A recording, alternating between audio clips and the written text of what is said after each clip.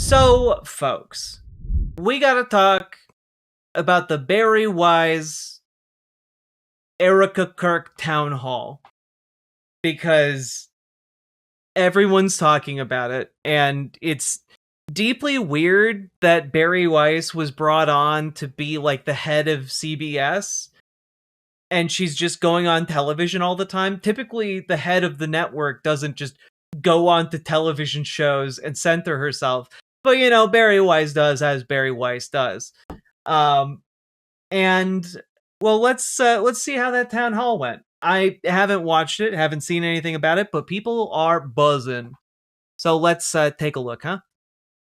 Breaking news out of Utah Valley University. There's an emergency response there, flooded by law enforcement. The conservative activist Charlie Kirk has died after being shot during an event. Can I just say, like, this at first blush seems extraordinarily exploitative of this man's death. Like it's been turned into a circus. It's nuts.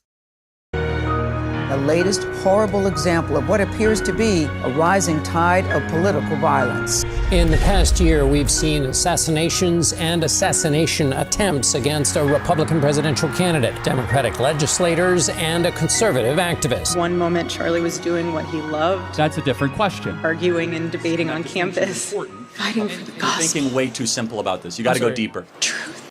Like, this is weird. Like, the again, like, it's like you got the memo, go all in on trying to make this guy a martyr, but instead this comes across like you're shooting an infomercial for him in order to do some kind of MLM grift. In front of a big crowd, and then he blinked. He blinked. And saw his savior in paradise. Even as he had all of these positions, many of them seen as controversial on different issues, he had... he had many positions. Okay, I put out like a 4-hour-long video about Charlie Kirk in his own words. I highly encourage people go check that out to learn about some of his controversial ideas, like, that LGBTQ people were demons. A huge galaxy of support on America's right. When you stop the conversation, when you stop the dialogue, this is what happens. When we lose the ability and the willingness to communicate. We get violence. CBS News presents A Town Hall with Erika Kirk. Good evening. I'm Barry Weiss, editor-in-chief of CBS News, and I want to thank you so much for joining us tonight. Let me tell you why we're here. If you're watching this or you're sitting here in this room with me, you know what I know, which is that we live in a very divided country, a country where many people feel that they can't speak across the political divide. Sometimes they feel they can't even speak across their own kitchen table. And one of the goals of the new CBS News is to change that. And this town hall is just the beginning. This is going to be the... So we brought the widow of a recently assassinated man onto the show. Of course it's a circus. Right-wing pundits are all effing clowns. But, like, I'm sorry. One, I know that Erika Kirk is the head of, like, a major propaganda org now. But, like, it's deeply... Can we all agree it's just deeply weird to be like, no, come on our show where people will ask you questions about your husband's assassination that happened, like, a month and a half ago, 2 months ago? Like, that's really weird. It's a really weird thing to do. It's incredibly exploitative. And Barry Weiss somehow makes it all about herself here by centering herself inexplicably as the moderator. First of many conversations and debates on CBS News about the things that matter most, which are often the hardest to talk about. I can make one promise to you. Did they fill the questioners with Kirk heads? You know, the ones who carry the flame. Did they find some flamers? Okay, like I just want to know. CCs, please and thank you. I would turn the CCs on, but they are not available for this video. I tried to already. And it's this. You will not agree with everything. I will ask you to refrain from using the word Zio in my chat. I don't really support the use and the prevalence of a slur created by David Duke of the KKK. So please refrain for, again, obvious reasons. I fucking hate David Duke. You hear tonight or in any of these other broadcasts. And that is exactly the point. Because the premise of a democracy is that we persuade each other with just say Zionist. Words and not violence. And that the only way to get to the truth is by talking to one another. And that brings me right to tonight's guests, Erika Kirk. God, just surrounded on like 3 sides by spectators who are going to ask her questions. This is deeply uncomfortable. 3 months ago, Erika Kirk's husband, Charlie, was assassinated on a college campus in Utah. To some, Charlie Kirk was controversial. To others, he was heroic. What is indisputable is that he transformed the American right in the 21st century. He did it through an organization called Turning Point USA, which he founded when he was only 18 years old. In the wake of Charlie's murder, Erika has now picked up his mantle. The mother of 2 young children, she is also now the CEO. Also, I do want to say it is a bit odd that this has been up for 2 hours and only 5,000 views. It makes me feel like people don't remember who Charlie Kirk is. It turns out maybe fewer people than we thought were truly Kirkheads, you know what I'm saying? And chairwoman of Turning Point. Now, Charlie's murder was not an isolated tragedy. And tonight in the audience, we have other victims of the political violence that's ripping through this country. We also have religious leaders, college students, young. Which victims are you, like, could you be more specific, please? Christians and others invited by CBS News. You're going to be hearing from some of them tonight. Okay, we have a lot to talk about. So, Erika, let's get started. Thank you so much for joining me. Thank you for having me. I was very grateful when you had reached out because it was an opportunity to be able to have a conversation that Charlie always enjoyed, being able to have dialogue on both sides so that people could really hear everything that's going on. I appreciate it. Thank you so much for making the time. There's so many subjects I want to cover. Mm-hmm. I want to begin with the hours and days after your husband was murdered. Yes. You got up in his podcast studio where he broadcasted from for many hours every day. Yeah. And you said this. You said, "You have no idea what you have just unleashed." What did you mean by that? Let me give you a little background of that day. We get home. The team goes to dinner. I'm laying in my daughter's bed, and I can't sleep. It took me months to even walk into my bedroom.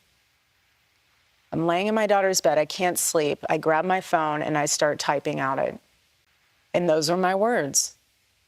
That morning, the team reached out to me and said, they think they got the guy. You should probably say thank you to the authorities and just make a statement. Mm-hmm. I said, okay. I wasn't afraid. They said, let's go to the office and let's discuss. We're at the office and they say, do you want to go live? Or we can easily, you know what? Yeah, let's do that. We can easily pre-record this. I said, absolutely not. My husband always went live. I have nothing to hide. We're fully transparent. What you see is what you get. If I start breaking down on live TV, I break down on live TV. My husband was assassinated. He didn't die in a car accident. So we go live. I write all of my own speeches. And when I said that, that is the Holy Spirit that is unleashed. That is a revival that's unleashed. That's not meant for call to violence. That's meant for people to understand that the Lord is moving in ways we have no idea. And God is going to use something so tragic to wake people up to realize that our life is short. He only lived 31 years. 31 years. And so, yes, you have no idea what has been unleashed. But I will promise until my last breath that I will let the Lord use me in ways that he only can to bring glory to him and to the kingdom. And it has been unbelievably powerful. And it's just the beginning. I'm not her PR agent here. But I would have suggested to her that perhaps she should take, I don't know, some time away from Turning Point and public appearances to process, because this feels unwell. Like this feels like this lady is, I mean, obviously she's not okay in the aftermath of the assassination, but like she's not okay in a way where she shouldn't be put on TV. Like it's really gross. Erika, like it's gross of Barry Weiss to take advantage of her like this. one of the most alarming things about Charlie's murder was the way that some people in this country reacted to it. Yeah. And not just online. This was an idea that you encountered a lot. And the idea was this. They kind of justified it. They basically said that because Charlie said or believed things that they believed were controversial or even hateful, that he somehow had it coming. What do you... Look, I'm not going to say he had it coming, but you're also not entitled to me mourning his passing. Like I'm not sad that he's gone. Like, he advocated against my ability to exist in modern society. Like, yeah, I'm not sad that he's gone. I don't think he should have been assassinated, but I'm not sad that he's gone. And again, if you need any insight onto who Charlie Kirk was, I put a video out a while back, very long, going over who he was in his own words. What do you say to people who justified his death? You're sick. He's a human being. You think he deserved that? Tell that to my 3-year-old daughter.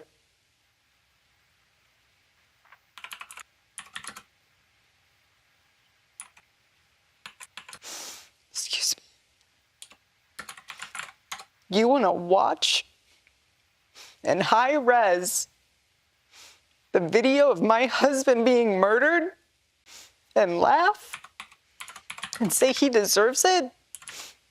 There's something very sick in your soul, and I pray that God saves you. I pray, because that is what is so wrong. The internet in this world has dehumanized us. My husband did something very simple. He talked to people. You're going to be murdered for talking to people. He didn't go after people. He went after your ideas. Like, again, the empathy I am going to extend to a man who believed that MLK was a terrible thing, was a terrible person who precipitated terrible social change in this country. Yeah, like, I'm not going to mourn the passage of a guy who thinks that the Civil Rights Act was bad. And if you think it's okay to murder someone because you think they had it coming for them, because they took the time to have people come to the front of the line if they didn't agree with you, and you think it's okay because you don't like what they say or how they say it, that they should be murdered, and you're enjoying it and you're rejoicing in that,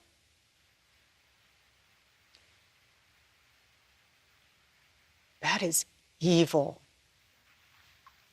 Evil.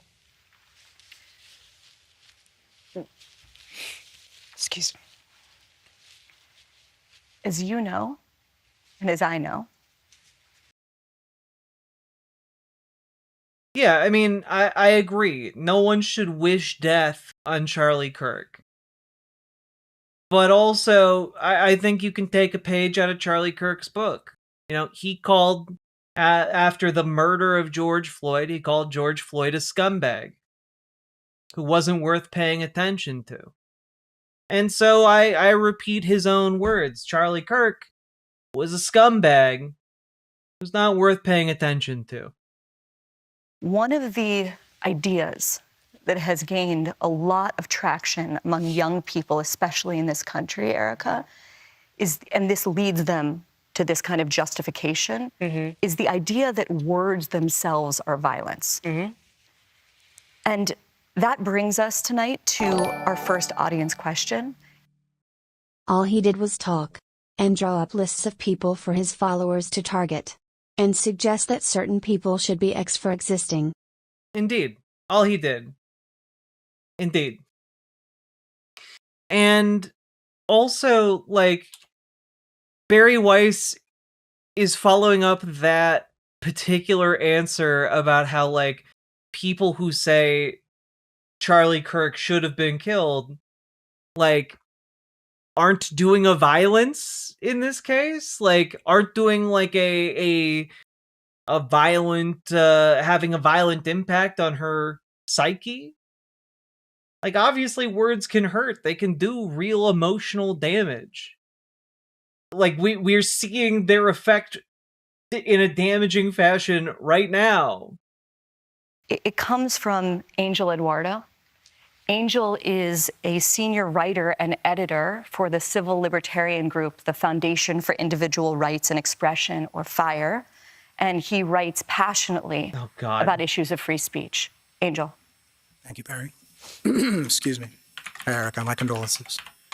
A recent survey that we took after Charlie's assassination found that 90% of undergraduates believe to some extent that words can be violence. Another FIRE survey that we took earlier also found that 1/3 of surveyed students believe that using violence to stop disfavored speech can be acceptable, at least in rare cases. What's your response to those numbers?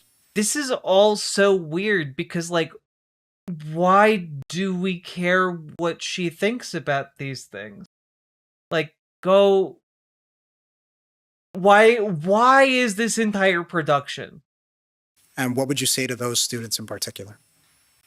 Well, for the people who say that my husband might have incited violence, I know that was not your question, but I'm going to put a squash on it before anyone else can attach to that. My husband never incited violence.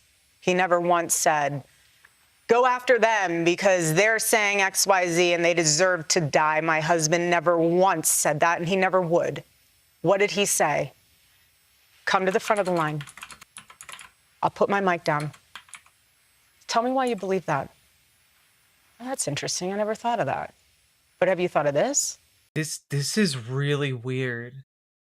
This is really, really weird. Like, also, can we just, real quick, to correct Erika Kirk there, Charlie Kirk did say that stoning queer people to death was a perfect law. So when you say that he didn't do that, he kind of did, though. People heckling, laughing at them. Stop. It took a lot of courage for them to come up here. Stop doing that. He gave them a microphone. He didn't take away a moment for them to speak back. He gave them a microphone. And what'd they do? They gave him a bullet in the neck. Totally different. But you have secular revolutionaries that want to come out and say, you can't. She's not answering his question, first of all. And second of all, like, this is on par with, like, Clint Eastwood debating an empty chair. This is really weird. Say that and I'm going to stop you from saying it. I'm going to. Why? You don't want to have a conversation. Something as simple as a conversation. And this is what is so fascinating to me. My husband knew that something as simple as having a conversation could change the world. So simple. That is an ancient thing. Come and sit down and have coffee with me. Why do you believe what you believe? 80s and 90s, they were doing this in Congress, then going to have a Subway afterwards. Also, as far as I know, we have not established a clear motive for this yet.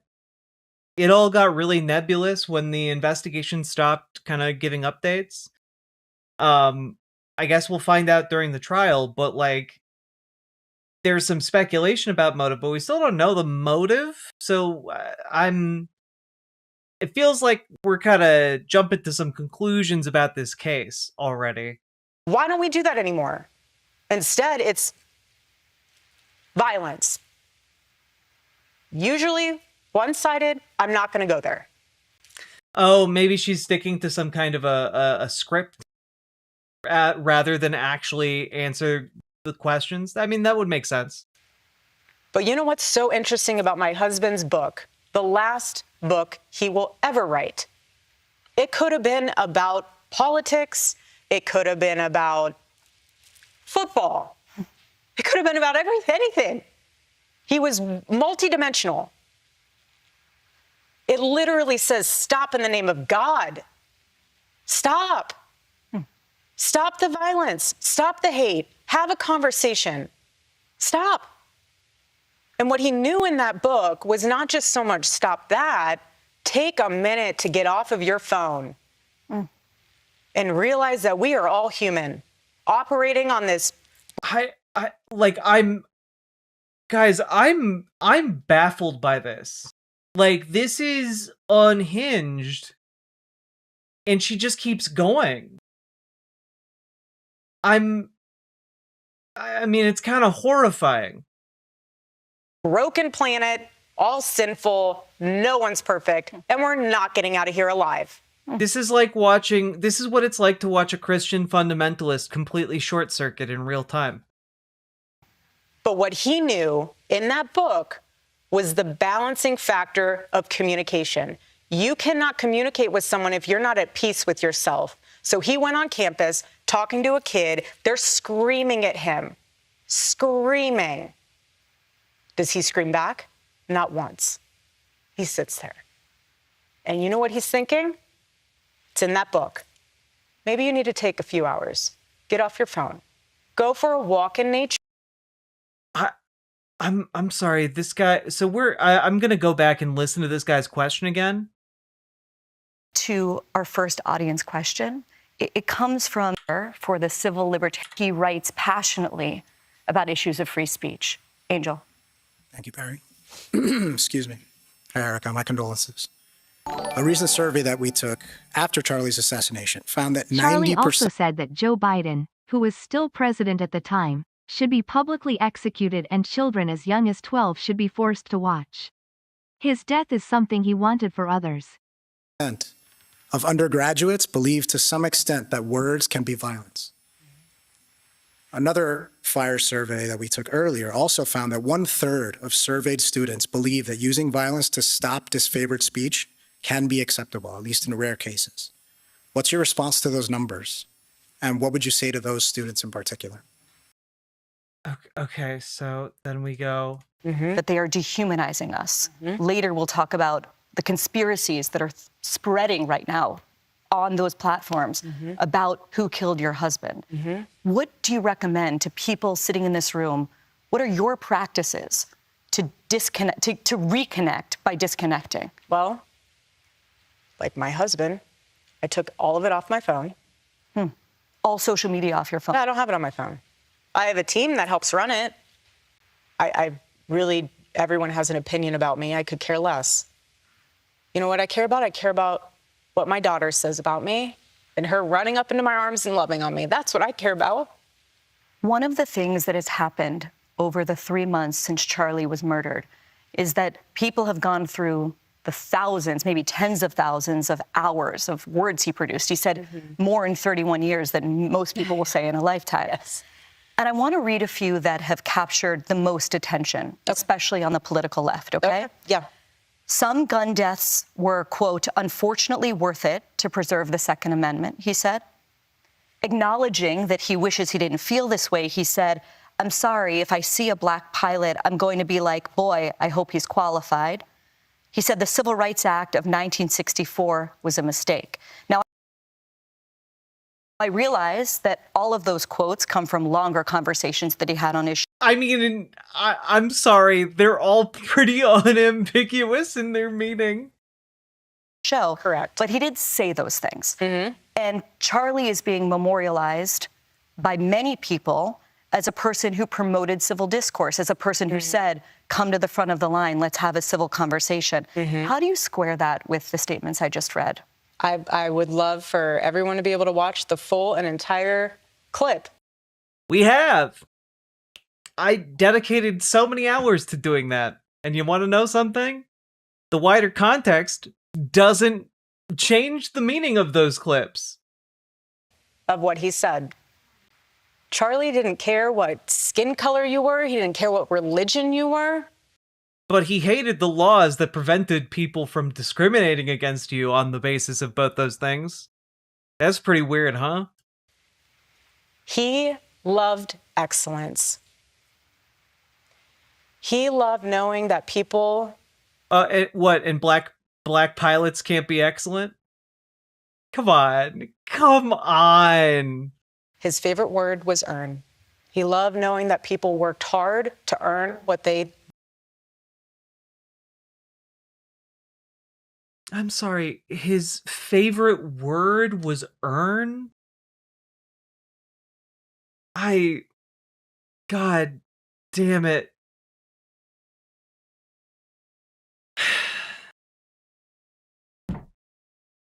The jokes I want to make are inappropriate. What they got. He worked so hard to build Turning Point USA. The first statement you meant about guns and shooting, I have no idea the context of that, and I have no idea what he was, that whole, there's a lot more there than just that one little sentence. My husband is not to be deteriorated to 2 sentences. He's not. I appreciate you guys understanding that when I say I don't want to make that joke, and there are so many jokes I want to make, you all instantly understood and started spamming chat with it. God damn it. Benny says, thank you for subscribing over on Twitch. Appreciated so much. Thank you for helping to make the show come together. He is a thought leader, and he was brilliant of a man. So that's fine if you want to take words out of his mouth or out of context. It's fine if you want to quote the racist things he said and believed. But I know what he really was. The greatest wizard I ever knew. Context without the whole thing. In perspective. She puts on a Klan hood. But that's the problem. Does it bother you that people are picking out those statements and drawing an entire picture of who he was? Again, that's the problem. You're not having a conversation. You're having a 15-second clip on the internet to define your thought of who someone is instead of taking the time. I took the time. I took the time a lot to watch his full episodes. And you want to know something? They were just as vile as they appeared from that 15-second long clip. To educate yourself. Also, most of those clips were anywhere from 2 to 5 minutes long. On truly who that person is, what they thought. Because why? They challenged you to think a little different. Again, my husband was an amazing man. We're human. But I do not once, for 1 second,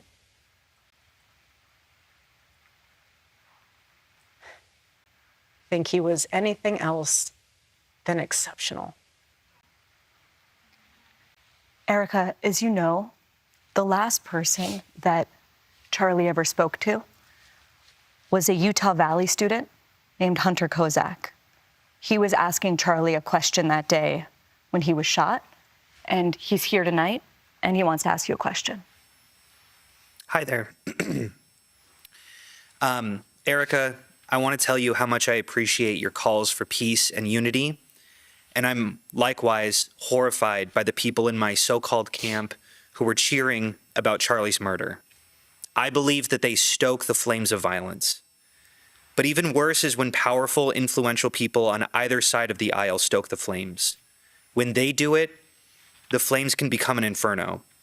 And this leads me to Donald Trump, the most powerful and influential person on earth, who has more responsibility than anyone else to put the flames out. Oh, shit. Just last month, President Trump called on 6 Democratic lawmakers to be tried for sedition, which he clarified was punishable by death.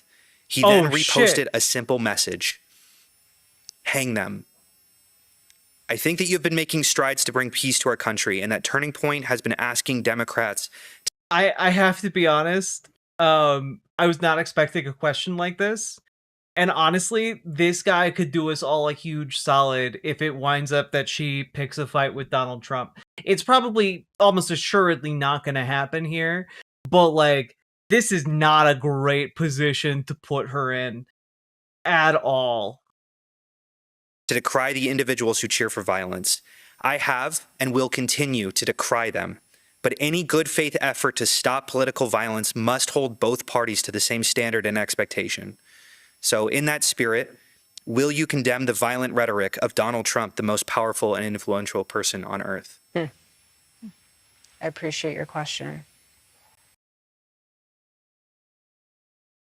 If she could pull out a gun right now and shoot him, she would.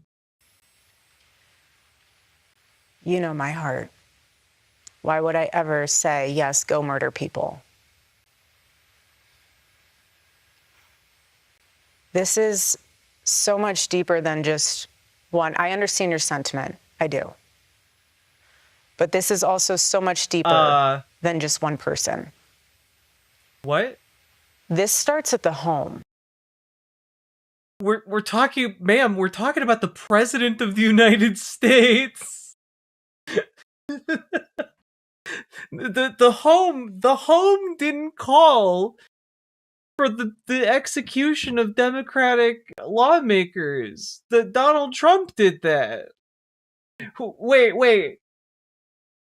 Chat, were your moms wild? Did they get into the extra box of wine? Did one of your homes call for that and Donald Trump got mixed up? Okay? This starts with family. This starts with a seed that grows and grows. You can choose to have evil in your heart, or you can choose to have... Is she okay? She's absolutely not okay. Her husband was assassinated like 3 months ago, and she's been doing media tours nonstop. And like, she's cracking. Light. People are now alleging that she murdered her husband. Like, she's not mentally well. Consume and what you absorb from the outside world will manifest itself. No, I will never agree with political violence. My husband is a victim of it. I'm a victim of it. Okay, but can you condemn Hamas? I mean, can you condemn the President of the United States of America?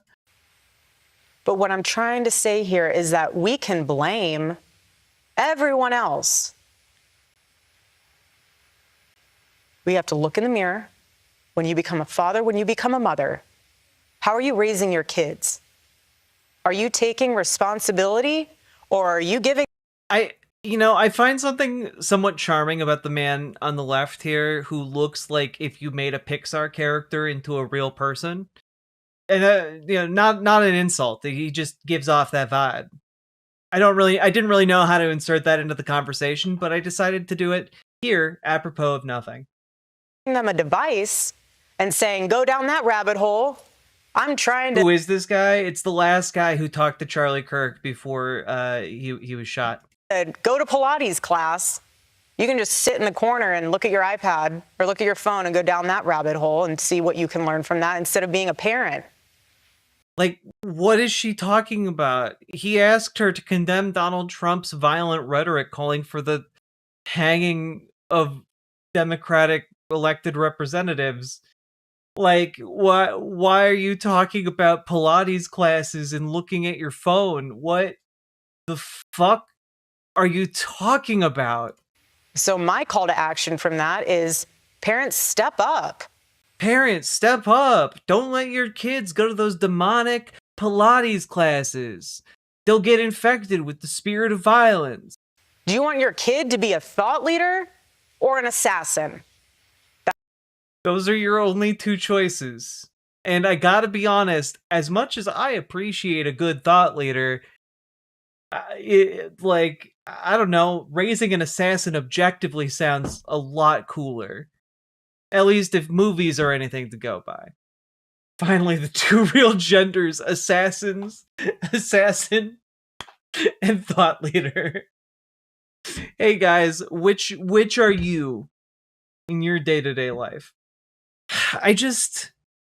The question had nothing to do with this, so I apologize if I'm not taking it super seriously, but like, she's off in La La Land right now. That's where we're at. Yeah, it's called Assassin's Creed, not Thought Leader Creed. Do you think our political leaders have a responsibility to turn the temperature down right now? Well, I think everyone has a responsibility to do that, and I'm doing my part. I'm not in control of other people. Okay. Ahead, a father whose daughter was murdered in cold blood because of who she was. He's here. Also, political. Oh, God. Why? This is the weirdest town hall I've ever seen in my life. This is really weird. Violence and the conspiracy theories surrounding Charlie Kirk's assassination. Stay with us. Stay with us. And remember, folks, as we continue to go through this, hit that like button, hit that subscribe button, hit that follow button, hit that, the give money button. Wherever you're watching this, there are probably multiple ways to do that. But consider doing those things because, folks, you guys make this stream possible. You guys are my sponsors. I could not do it without you fine folks. And also, like the video. Do the thing. Devin, Antifa isn't an organization. There are no members of Antifa. There are just people who color themselves anti-fascists. Which, again, as a group would cover most of the US military during World War II. I don't know, this category is silly and arbitrary, and there's not an organization behind Antifa. All right, let's keep going.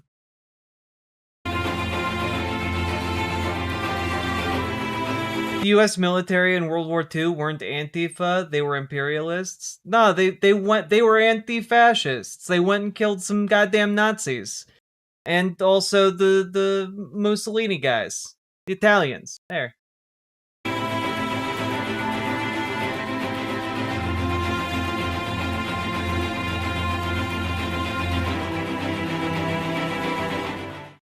God, they pulled out the Fire Emblem music. Has conservatism, the ideas of freedom, liberty, American exceptionalism have been so popular on these college campuses.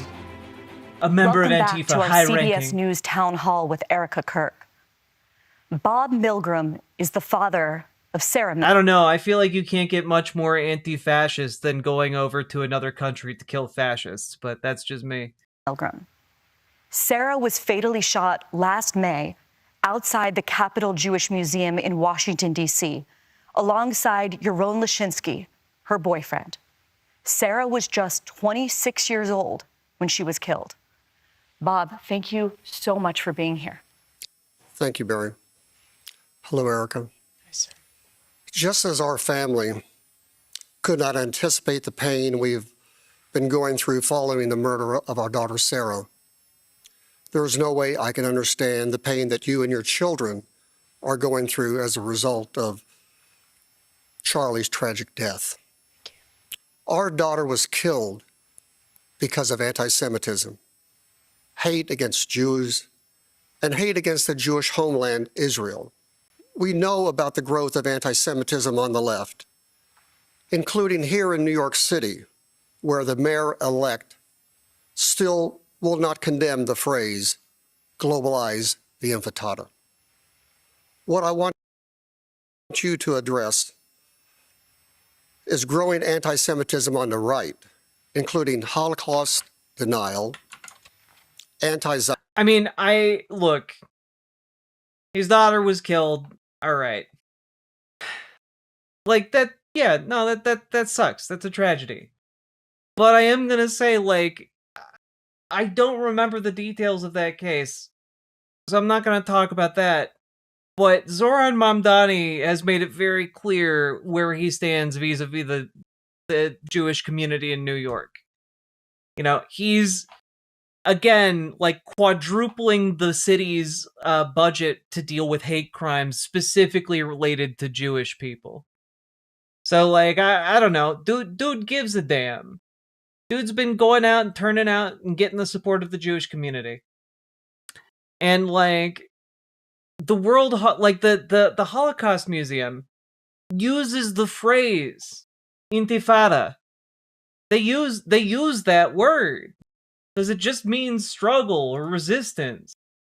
Like, it's not like this is like when people were like, "Oh, Allahu Akbar," or "Inshallah." They're scary because they're Arabic.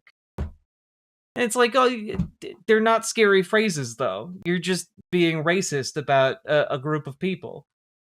Zionism and the normalizing of centuries-old conspiracy theories about Jews. Will you hear... I do, however, like his question asking her to condemn anti-Semitism on the right. I do like that question because, holy shit, the anti-Semitism on the right now. Condemn the individuals spreading that hate and speak out clearly enough against anti-Semitism so we can prevent another tragedy. Yes, sir. First of all, I'm so sorry. You and I are a part of a very small club. Painful. But you're in good company, and I will pray for you. It sucks, doesn't it? Again, this feels very exploitative.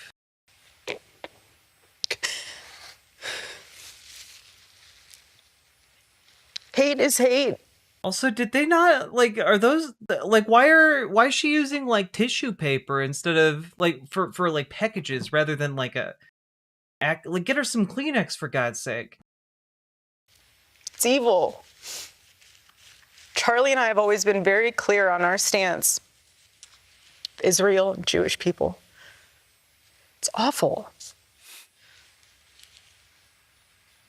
Awful. Anti-Semitism is... What healing factor comes out of hating Jewish people? What healing factor comes out of hating Christians? What healing factor comes out?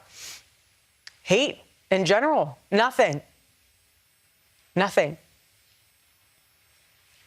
Charlie always would say very clearly, Jew hate was brain rot. He would always say it. We've been to Israel twice together. And to be able to walk. I do want to say, again, the conflation of all Judaism or all Jews with Israel, don't like it. That's not actually a good thing to do. Making that link, I would argue, is pretty anti-Semitic because, again, there are Jewish people who are not living in Israel. Obviously, there are Jewish people who are not supportive of Israel. Coloring the people with the same brush as the nation, not a good look.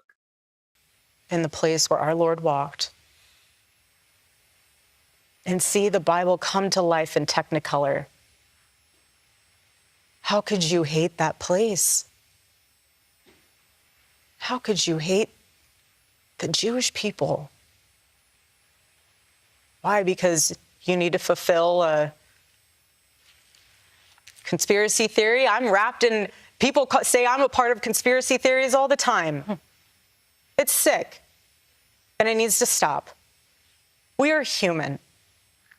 No one is perfect. No Christian is perfect. No Jew is perfect. No Muslim is perfect.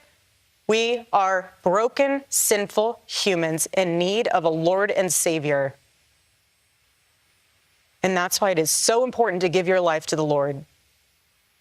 Because once you do that and you fully surrender to the Lord, you have no room in your heart for hate. And so, sir, I am so sorry what happened to your daughter. I pray that does not happen, and I pray that that is something you should not, like, yeah, no, like, this feels like you need to do some serious, like, therapy, like, be with your friends and family, and, like, this is gross. Like, I understand, like, she represents a lot of the ideological positions that I oppose. Like, I do not agree with her on the vast majority of issues, or, you know, I don't even know if there's a minority of issues we could agree on.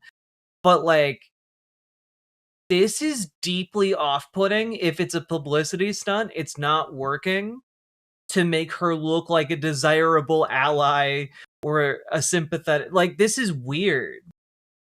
It's off-putting.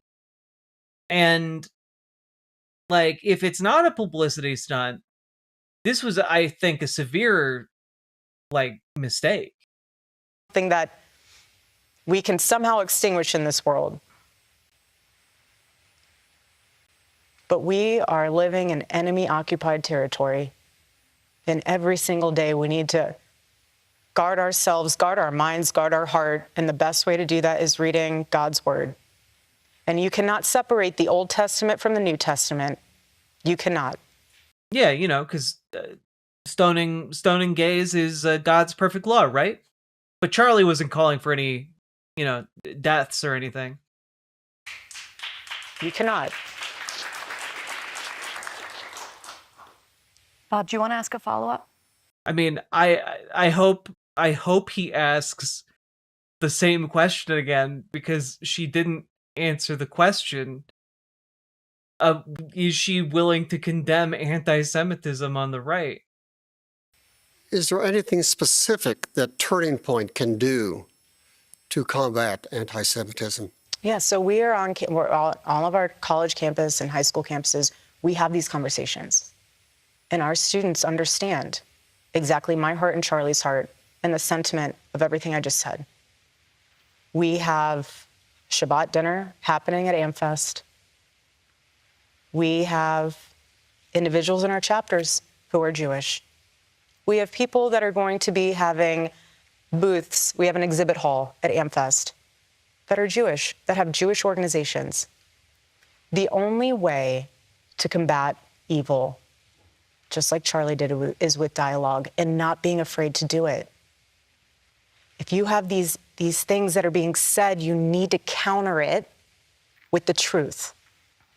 And if you don't, there's a void and a vacuum. And so, even though they're a small number...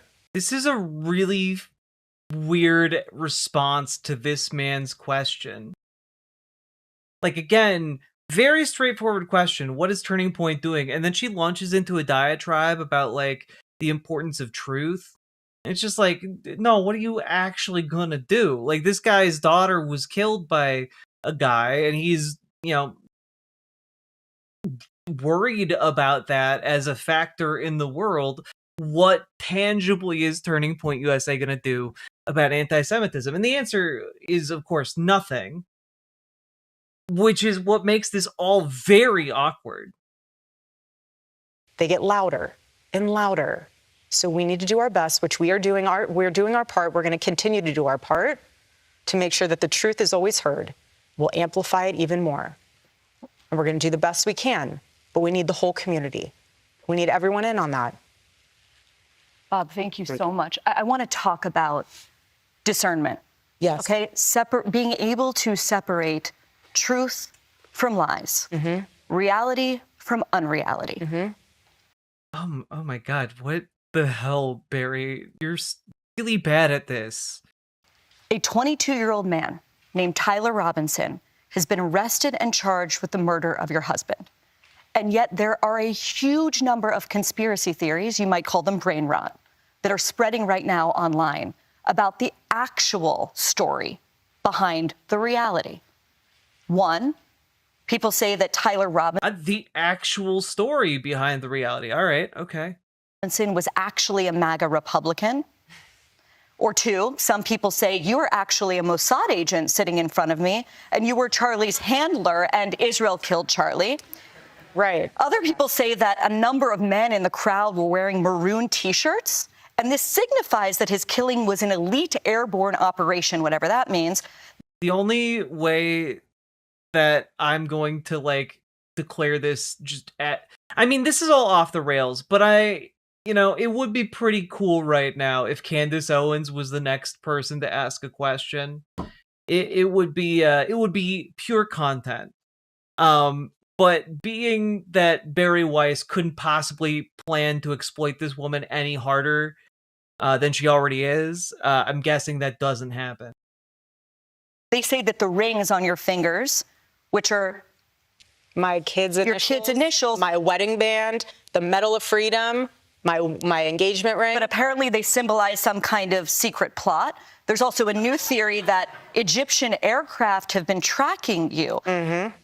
What is going on? Why are there so many conspiracies spreading about... She's like, I put on all these rings in case I need to slap a bitch. It seems to be she says, staring directly into the camera. Pretty open and shut case.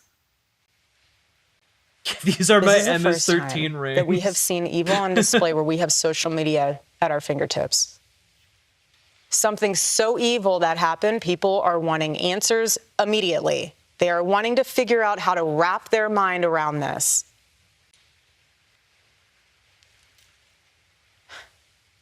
Egyptian planes. Egyptian planes. Do you believe that Tyler Robinson murdered your husband? Yes, I do. Why do you think it is so hard for so many people to believe that reality? Because it's too simple. Again, everyone always has to think there's more to the story. Well, sometimes there's not. I've seen the I mean, I don't think that there's more to this story either, but, like, she's not doing her case any favors here by going on television like this. Autopsy report. I've seen our case pulled together. I've been in constant contact with our lawyers, the prosecuting team. I've seen it all. And let me tell you this. Why in the world, why should we, prior to the trial, lay all of our hands and cards on the table for the defense team to see, to somehow then, I don't even know what they would do with it. But I mean, I'm pretty sure the defense gets to know what evidence is being brought to trial. Like, I'm pretty sure. Not a lawyer. I will say, and I want to get on the Egyptian plane thing. We'll take a flight on that for a second. What I will say is what I'm worried about, and I'm fascinated, just from a legal standpoint, to see how the United Healthcare trial pans out. And I say that because this is the first time where we are seeing the implications. You're talking about Luigi Mangione. Correct. I'd prefer never to say any of their names. They do not even deserve the ounce of oxygen and breath out of my body. But what I mean is it's fascinating to see. Can I give you guys just like a peek behind the curtain? I just need to send you guys something that my mom sent me. She just sent me this. She almost never sends me anything on Instagram, right? But she sent me this out of the blue and just said, thinking of you. And this is what it was. Let me just pull this up. Miss Janice. Judge Athens. Your Honor, this is so unfair. Your Honor, I think I want to appeal. Your Honor. Your Honor, stop. This is propaganda.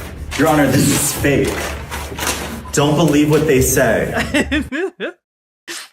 Your Honor, your Honor, this is propaganda. Your Honor,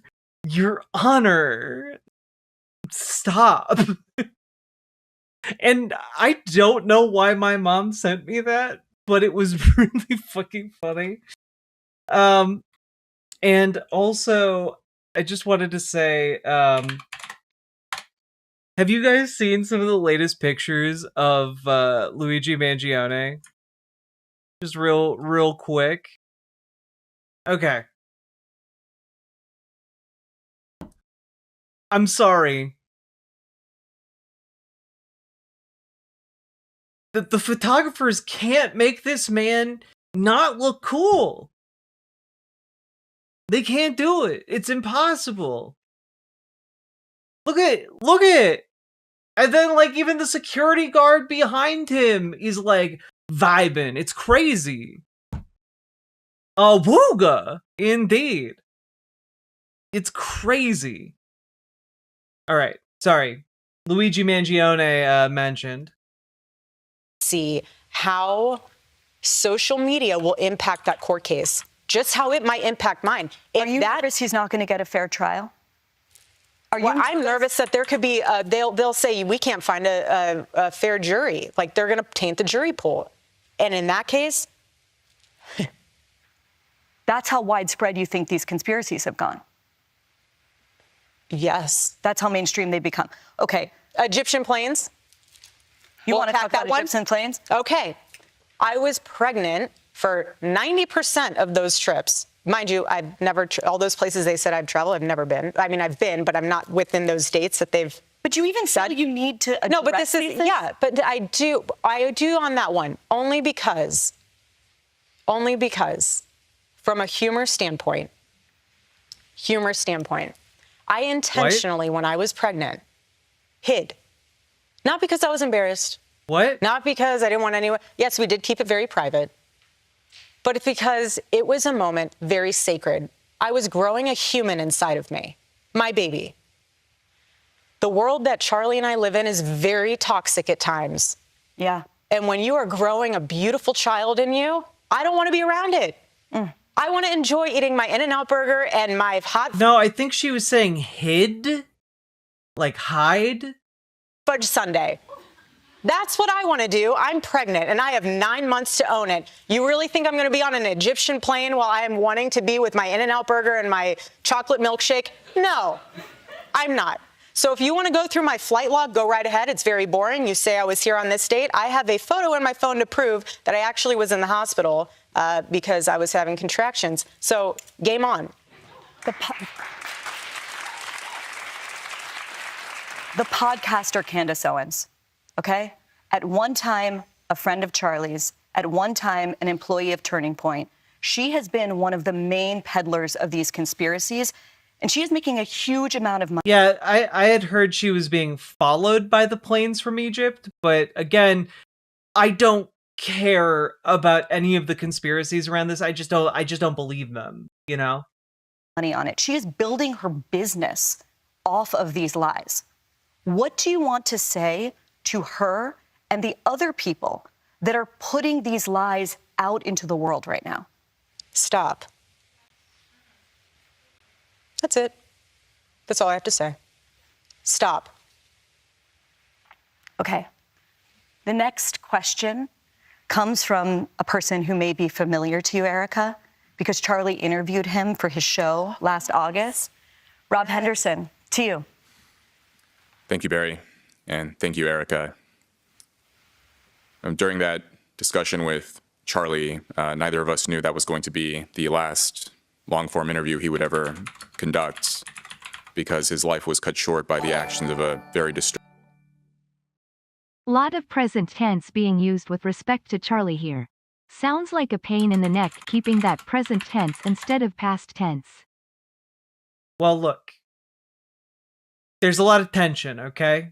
So, makes sense that things would tense up. Saki Tanuki, thank you for the 5 tier 1 subs. Appreciate the support. And also,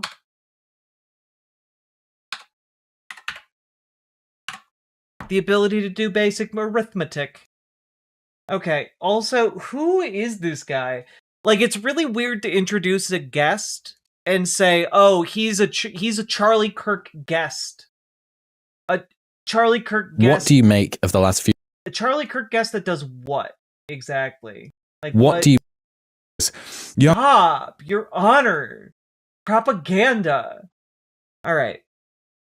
Okay, so Rob Henderson, PhD graduate from the University of Cambridge, a U.S. Air Force veteran, and an author. About what exactly? He wrote a book called Luxury Beliefs. He also wrote Troubled, a memoir of foster care, family, and social class. And luxury beliefs are defined as ideas that confer status on members of an upper class at little cost, while inflicting costs on persons of lower classes. Capitalism. Yes, I agree. Phenomenal idea. Capitalism is one such belief. Young man.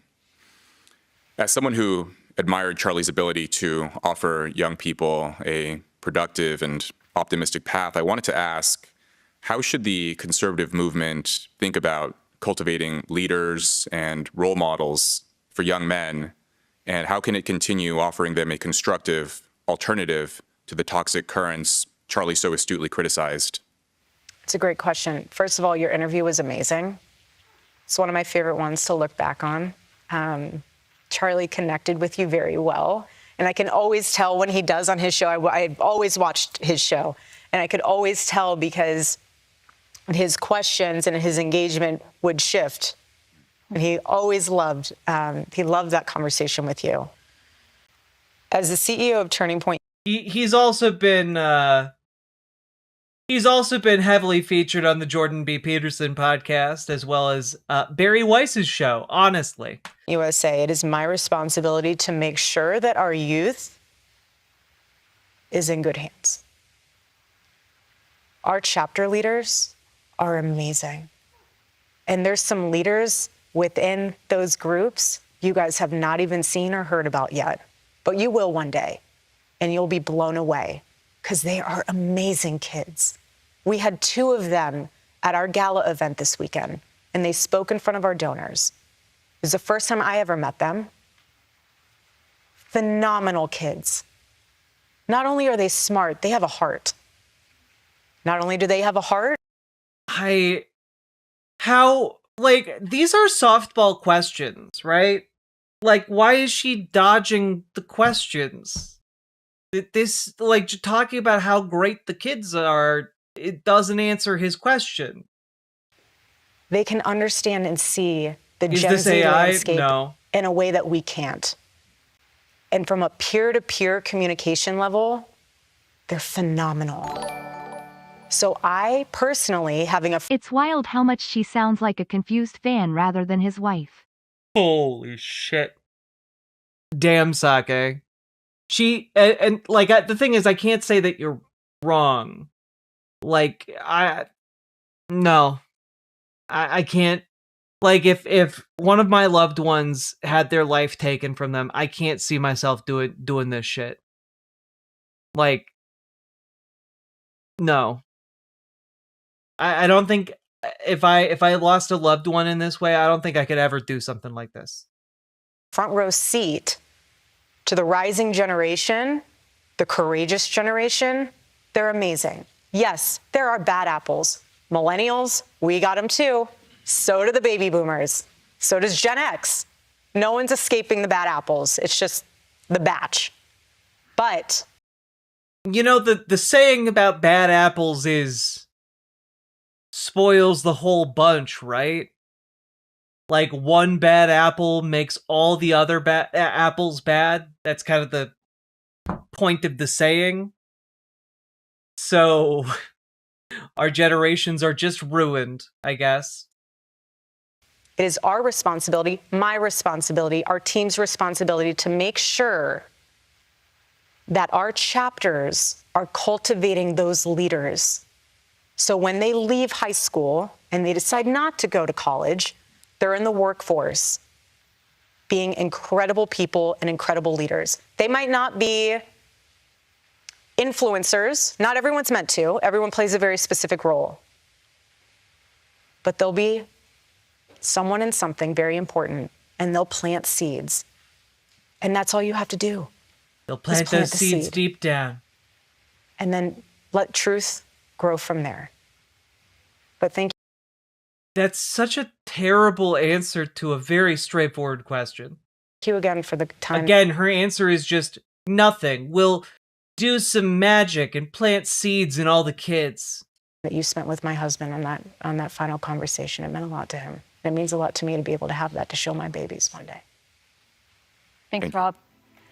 Coming up, should women focus on their careers or building their families?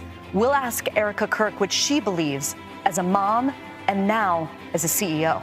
Why does anyone give a fuck about that, Barry? And like, clearly, no one did give a fuck. This video is on a major network with millions of subscribers, and it has under 10K views in less than an hour. That's crazy. This is an indictment on all of CBS. I'd be embarrassed if I was a journalist working here.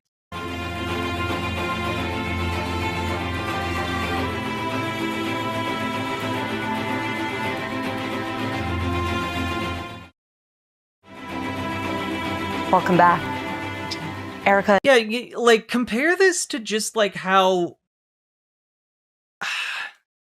our number one newsman, Kyle Clark, professional, has thoughtful ideas, interviews cool people, and with interesting things to say. Look at him. Look ahead to the legal fight to come. Let's bring in Democratic Attorney General Phil Weiser, who we should note is also seeking his party's nomination for governor. AG Weiser, thank you for your time. First, like, goddamn, he's good at this. Barry Weiss is not. Like, he's good at presenting it, and he's just good at being a good human being. Barry Weiss is not really good at either of those. But Charlie's last book, it wasn't about politics. It wasn't about policy. It was about the Jewish Sabbath, which he kept for 25 hours, starting sundown on Friday night through sundown on Saturday night. What made Charlie so passionate about this subject? He was on the verge of burnout. You can definitely clown on the set And he design. thought to himself, what can I be doing? And he always loved the 10 Commandments. And then he saw it, honoring the Sabbath. And he realized that if you don't, this one commandment. Oh, yeah, no, Liz Galahad, after this, there's no way. There is no way she is going to convince the conspiracy-brained conservatives that, like, she didn't kill Charlie. Like, after this, they're gonna be saying that, like, she personally pulled the trigger. You know, like, they're gonna be, like, saying that she was the trigger woman. Like, it's gonna be crazy. She comes across looking really bad and really weird and really off-putting here, and every single conspiracy-brained moron is going to grab onto that as evidence of her having even deeper ties than they thought. This one, if you don't honor it, you're the one who misses out on the gift, not God. Are you keeping it? I'm trying my best. Is it helping? It is. I feel close to him. I break it apart, though. So instead of a full 24 straight, I'll break it apart only because my mom's sick and I need to be available because I'm her medical power of attorney. So I need to be available if something happens. And so I make it what works for me. But that's what was so beautiful about that. Charlie wasn't legalistic about it. He's like, make it your own. Erika, you have made a lot of comments that a lot of people have. Like, I'm sorry, if I saw her in a horror movie, I would recognize her as, like, one of the characters that's gonna snap and start knifing people. Like, this is, Barry Weiss should have called this entire thing off. Noticed about women suggesting, you know this, right? Suggesting that women should get married young, that they should have children young, that they should prioritize family over their careers. And at the same time, you are now doing both. You now have 2 young children, I think both under the age of 3. And you're the CEO and chairwoman of Turning Point. Square that for us. Some people look at you and say, you know, she's trying to make it a binary choice. You can be the trad wife or the girl boss, but look at her. She's having both. What do you say? Wow, what do you say? What do you say to that? What do you say to, like, someone coming up with the novel concept that a woman can both be a girl boss and a mom. As if this isn't like the subject of like endless, flaccid debate since the 1970s. Like, my God. Right. Well, I didn't ask for this. Obviously it's a blessing that I view it as a blessing. It's a duty to my husband. But I was very happy being a stay-at-home mom. There's nothing wrong with being a mother. There's actually more beautiful and emotional and powerful job title, if you will, being a mother. And for me, I experienced what it was like living in New York, living that boss babe culture. But when I met Charlie and we had our babies, I was in it. That was all hands on deck. I would take that world in a heartbeat. Always. But you know what? There was never any daylight between Charlie and I, and his mission was my mission. So stepping into this role is not so much a job title. This is not a 9-to-5 for me. This is something that I'm very passionate about because it's still a remaining breathing version of my husband. There's nothing wrong with being a birthing person, a person with a uterus. True. Never let anyone talk down to you for being a birthing person. This Turning Point USA. So this organization is not just a company to me. And the staff and employees are not staff and employees, they're family. And so for me, it's a lot different and a lot deeper than a career. This is very personal. But yes, it is hard. Well, the thing that's off about her eyes is that they look like if they could kill you, they would. But at the same day, it takes a village, and I have one heck of a village. We have a woman here that has a question perfectly calibrated to this part of our conversation. I want to hand it over to Isabella Reggi. Thank you. And Erika, you and your family are in my prayers. Thank you. I'm a 26-year-old Christian woman living in New York City. I would like to stay here long term, but I wonder whether it's sustainable. Do you believe there's a place for women like myself in modern cities who care about having a career, but also marrying a like-minded Christian conservative man? I mean, that's going to be an uphill battle for you because people who live in cities tend to be not very conservative due to the fact that they are on a daily basis encountering people who are different than them. Tends to widen their worldview a little bit. Well, yeah, so it just depends on where you're looking. You know, if you're on the apps, I don't know if you're on the apps. I don't know if, I'm not going to ask you your personal journey. But what I will say is when I lived out here, I was here for 5 years. I never dated here because I saw vicariously through my roommate how terrible it was.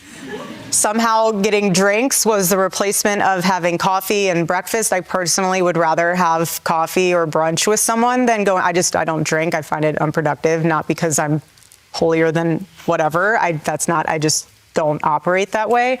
But I always thought it was very strange how she would go to drinks with one guy and then go to dinner with another. So it goes twofold here. So if you're expecting to marry someone that I was blessed with, like a Charlie, you have to be the type of woman that will attract a Charlie. Are you going to church? Are you going to Bible study? Did you tell your pastor that you are ready for the Lord to bring into your life the man that you've been praying for? Do you want your pastor to set you up on a date? Wingman, no better wingman than God, am I right? You yourself need to be prepared for that man, and only you will know how to do that. Does that mean staying out and going out with the girls? I'm not saying you sit on your couch and all of a sudden he's going to knock on your door and be like, honey, let's rendezvous. I'm sure some pastors do that, but like I cannot imagine a more uncomfortable conversation to have with like the pastors I grew up with than set me up on a date, coach, put me in. Like that's such a weird thing. No fucking way would I have ever done that. Like, that's not how it happens. It's not. Granted, my situation was a little different. I went to it. You went to a job interview. Literally. So this is how good the Lord is. This is how good the Lord is. Instead of hiring me for a job, he took me out on a date instead. God, it's such a weird story. Knew that because I was not dating in New York City, he knew that in order for me to know that that was my man, he had to blanket Charlie as a job interview. Because if that went in, no joke, if he came to me and said, hey, let's go on a date to Bill's Burgers, I'd be like, I am so sorry. Thank you, but no, we're not doing this. That was my mindset. I was not in that headspace. I just wasn't. But God will work in incredible ways when you surrender the pen for him to write your love story. And when you know that, look, if I remain in the jet stream of God's will, he will provide for me in ways I cannot even imagine. And that is my prayer for you. My prayer for you is to remain open and to remain prayerful and to let people around you know, old school style, I'm ready and I'm looking to get married and having a family. You can always have your career. Being able to have a family truly is a very limited, short window. You can start your career. The Lord was so good he saw Charlie shot in the neck in front of me and said, I'm good with this. Yeah, it's a very weird way to look at the world. Like, the perfect, ineffable plan of God involved you watching your husband get assassinated? Like, I don't know about that, actually. That seems like a hard pill to swallow. If you have people and it's amazing business, have other people run it, you can still manage it. You can still pour into it, but you have your babies. And then once your babies are grown and the nest is empty, go back to your career. There's nothing wrong with that. If you don't have a career, you have your babies, the Lord's going to inspire something inside of you that you're like, you know what? There's a problem. I have a solution. How many baby companies have been born out of moms? You know, like the little carrier seat or a stroller. Or we live for that carrier seat. Right, 100%. I'm not trying to plug them for like something, so I'm just trying not to even say the name. But you understand my sentiment is that there's something really special and beautiful about making sure that you are the woman that your future husband deserves and vice versa. Do not settle. Thank you. Thanks, Isabella. Up next, the emotional moment. I mean, question, would this be SNL punching down if they were to riff on it? I think so. I think the better course of action would be to mock this format with a different celebrity guest, you know? Like, I think Barry Weiss is like, you can make fun of this lady like nonstop, destroying like a venerable institution, right? Or at least it used to be venerable. Yeah, no, I think you could dunk on this person and this format. I don't think it would really work with Erika Kirk as the subject. That Erika Kirk forgave her husband's alleged murderer. Stay with us.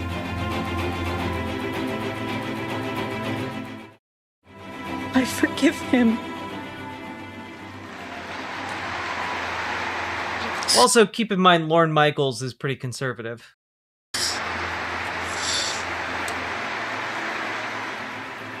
I forgive him because it was what Christ did and is what Charlie would do. Erika, that moment that we just watched was unforgettable. I was one of millions of people across the world that watched you get up on that stage and forgive the man who murdered your husband. And I think a lot of people looked at it and thought, this is incomprehensible. It's almost baffling. And I want you to speak to those who are unable to understand, really, that act of grace. How is it possible that you can forgive the person that murdered your husband? I'm not forgetting what he did. I'm not condoning what he did. What he did is sick and evil. So sick and evil. What I am doing is releasing myself from the enemy's hands, where he could have a foothold in me, and he could be able to just, like I said earlier, you have a choice. Am I going to take that moment? And I will never say anything I don't mean. on this point, I will say I don't think she is grifting. Like, obviously, she has to keep the plate spinning of Turning Point USA, right? She got to keep the money tree alive. But like, I do think she's sincere about this. Like, I don't think her Christianity is just like a front. I think she is sincere in her belief here, and I think that she sincerely believes that she needs to forgive this man in some form or fashion. Like, her religion calls her to that, and so she does say that, which I want to remind you guys is kind of a big deal. Like, genuinely, conservatives behind the scenes were actively trying to turn this into the moment, into the like catalyst for a full-on like mass brown shirting occupation of America. And I do think it was a good thing that she kind of broke their expectations in that regard. And I do think that it comes from a sincere place, because I think it would have been a lot easier for her to say, no, I don't forgive him. I think it would have been easier for her, and I think it would be more lucrative for the organization. And it just seems like this flies in the face of what would have been easy and profitable. Really prayed on that moment. That was a game time decision. I'll never say what I don't mean. But am I going to take that moment to say, rally the troops, burn the city down, march in the streets? And she could have. Like, if she had called for that, I don't doubt that some number of people would have listened. Or am I going to take that moment and unleash something like we talked about? Totally disagree with your take. She's expected to forgive him as a good Christian. But that's the thing.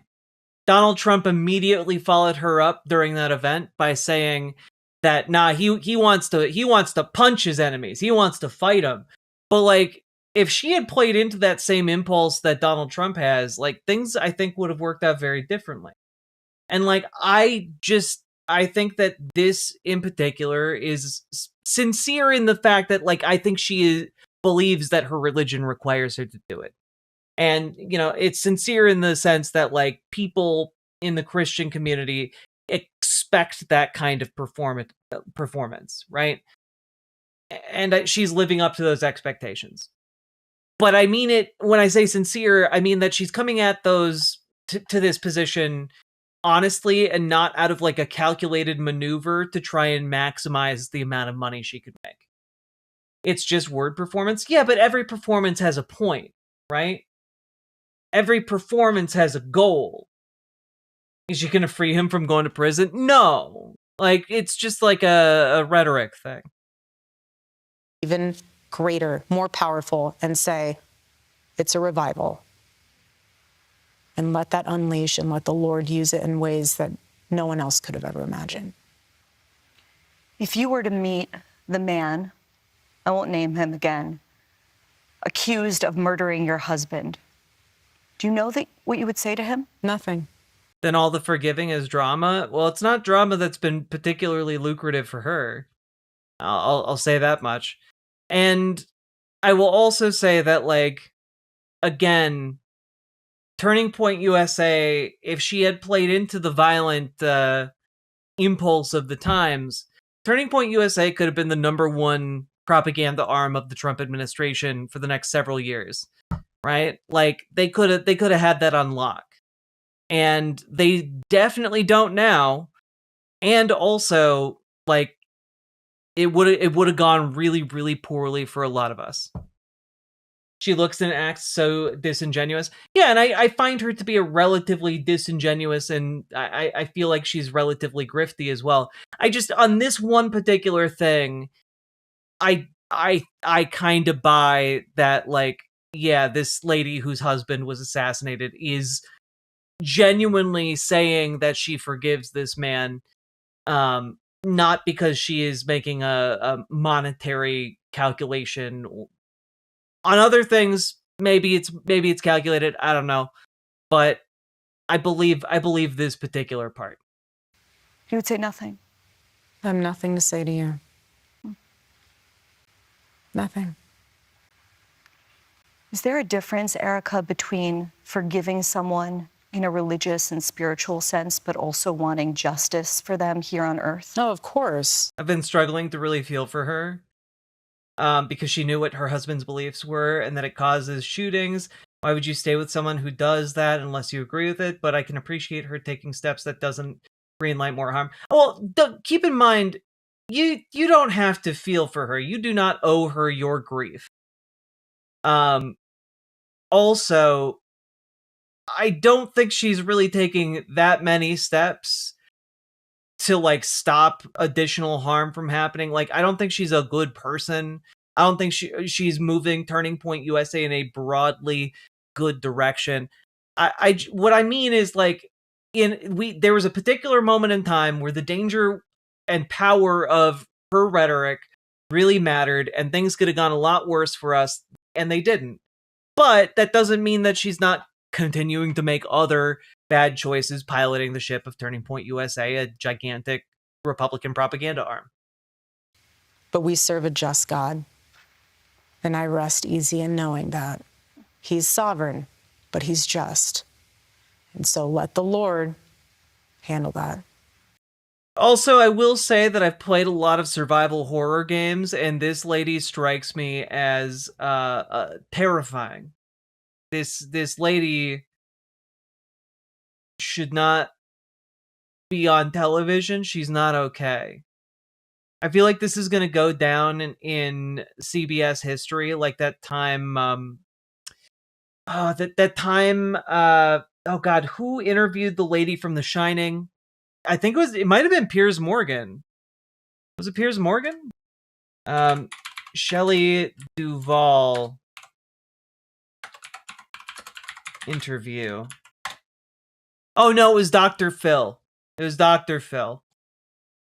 Yeah, Dr. Phil did an interview with Shelley Duvall, and, like, she just was a wreck on camera. I want to bring in our final audience question for tonight. I want to turn it over to Joe Lavoie. Hi, thank you. Your faith in this process has been inspiring, and that inspires this question.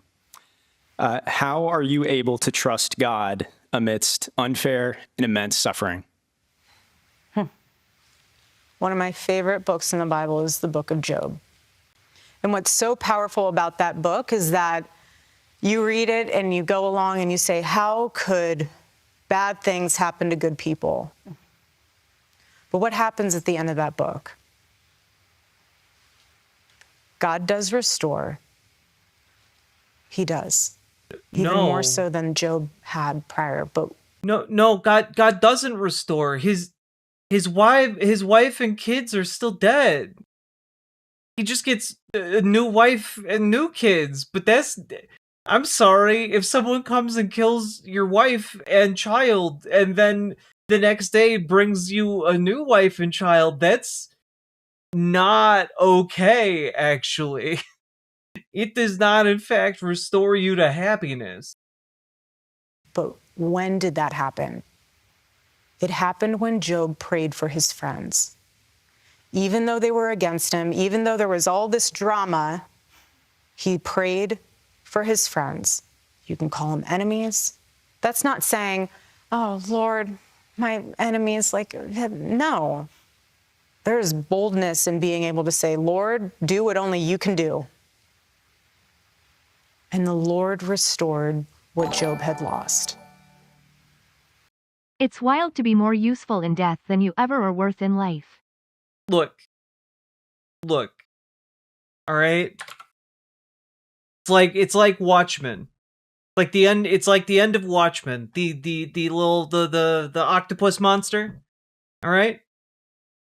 It's just like that, except that again this event didn't bring everyone together and forge a path towards potential world peace. No. It just broke apart the entire Republican Party. That's how. We'll be right back. Oh, that's the end. Cool. I want to thank Erika Kirk so much for joining me tonight. And I also want to thank our audience for participating in this town hall. CBS News is going to have many more conversations like this. God, I hope Barry Weiss hosts every single one of them. If she does, we will be there. We will be front row seats covering these god awful interviews. Because this genuinely feels like the death of media in America. Like, this is the goddamn Grim Reaper right here. In the weeks and months ahead. So stay tuned. More town halls, more debates, more talking about the things. Does she think the Good Omens season 2 version of Job to be the way it really happened? You know, I haven't seen Good Omens season 2 yet, which makes me really sad. I really should fix that. Matter. I'm Barry Weiss, here in New York. Good night.